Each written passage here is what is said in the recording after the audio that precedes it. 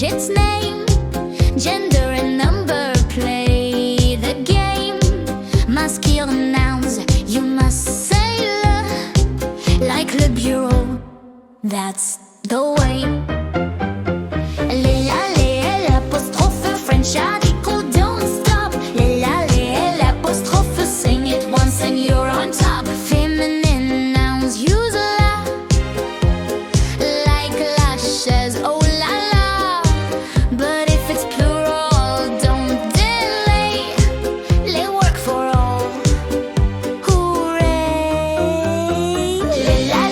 L'apostrophe, French article, don't stop.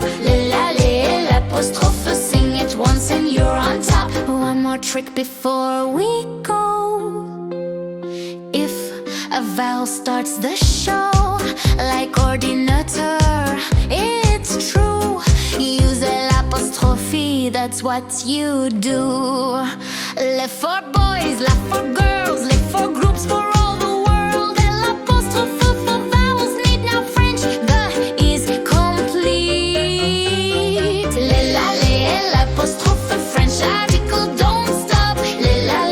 L'apostrophe, sing it once and you're on top. Le bureau, la chaise, les tableaux, les tables.